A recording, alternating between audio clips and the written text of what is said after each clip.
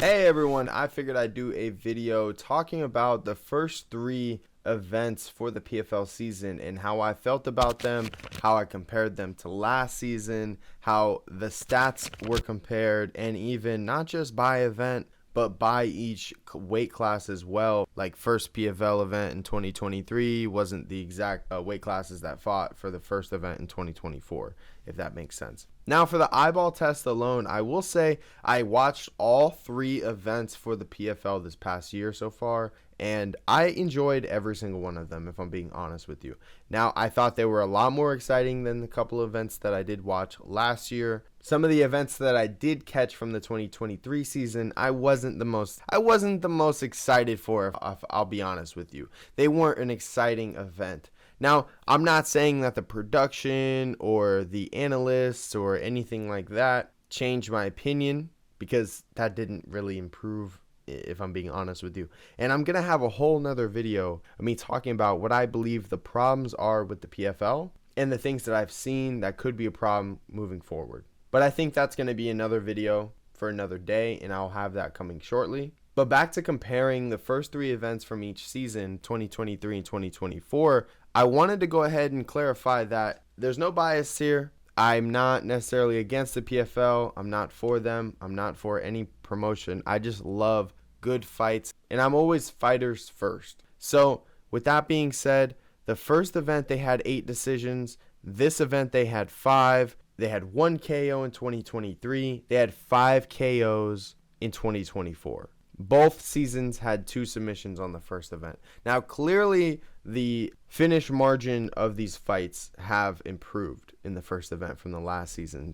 to this one. Same with the next event, PFL 2, from 2023 to 2024. There were 5 decisions in 2023. There's 1 decision on 2024's season, PFL 2. 1 more KO, 6-5 in 2024, and 3 submissions to 0 submissions from 2024 to 2023. Now, clearly, as you can tell, both events, the finish rate has improved, the decisions have gone down, and that's always fun to see. That's what us fight fans love to see. We love to see finish rate go up, the talent pool go up, and the excitement for the fights go up. Why not? Who doesn't like to see a finish? Submission, KO, anything like that? Well, who wouldn't? Now, PFL 3, the last event that just happened, there were 6 decisions in 2024, but 7 in 2023. Every single event so far, there have been less decisions in 2024 than there were in 2023, which is always a good sign. There was 1 less KO, but 2 submissions more, as there was 5 KOs in 2023, 4 in 2024, and 0 submissions in 2023 to 2 submissions in 2024. That alone goes to show you that per event, not only did the finish rate go up, not only did the submission rate go up, but the decision rate went down. That's always better for the fans. Now, I know what some of you are saying. Okay, now, yeah, compare the events, compare the fucking divisions, and I did that, okay? I did do that. Now, from 2023, 2024, both had 1 decision win. There were 2 more KO wins in 2024 and 1 more submission. Now, I will note that in 2023, there were 2 no contests, so we do still probably have to wait to see if that were to happen here. But those 2 no contests were still decisions, I believe, before they were turned over. So the KO finish rate already went up. The finish rate in general went up in the heavyweight division. Now, the light heavyweight division, there were 2 decisions in 2023, 0 so far in 2024 for the first 3 events. There were 4 KOs this year so far, 0 last year in the first 3 events. There are 1 more submission, 2-1, than last year. So 2 in 2023, 1 in 2024, and 2 no contests in 2023. So keep in mind, we will have to wait to find out if that is tied to any of these victories for KO or submission for this season, if that were to come out that there is a no contest.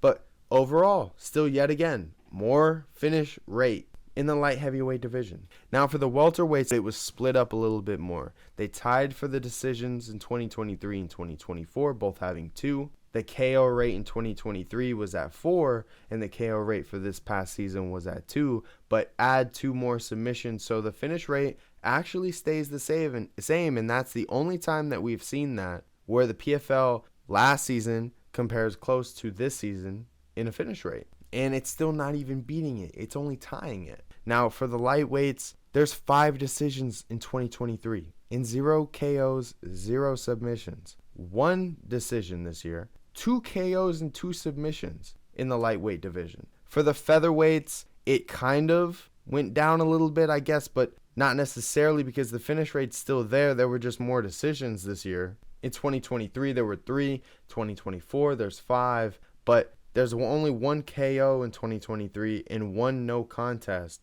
And there's been 2 KOs in the featherweight division, but 0 submissions for both years and both seasons. So either way, even when you go event for event, division to division, it's still a more exciting season than it is last year. The numbers show. The eye test tells you. You let me know what you think down below if you've seen it. I thought that this year's season was going to be the most intriguing season, not only due to the fact of the influx of talent, but how were they going to balance it? And that is another problem for that future video that I'm going to be coming out with very soon. So stay tuned for that. Now, I hope that my video, the problems of the PFL, doesn't come off as me hating on the PFL, because this is more or less constructive criticism. I'm a fight fan. I just would love to see the fighters win in this scenario, and I think the PFL could be a strong number 2, if not the possibility of taking 1. I don't think that the UFC is so secure like everyone else thinks. There's a possibility for someone to creep in there to make it a possibility, but I don't think that they're smart enough. I don't think that they're figuring it out. Dana's got his thumb on it, and he is very fucking smart. So we'll get into that one. Let me know what you think of the first 3 events from 2023 season to the 2024 season, and per division. I mean, we got an influx of talent per division, and it's not even close. Bellator had more likely the better fighters, and now we get to see some of them in the seasonal. I'm intrigued to see who comes out number 1 and who wins the championship in their respective divisions. Well, I'll see you guys in the next one. Again, let me know what you think about PFL. Peace.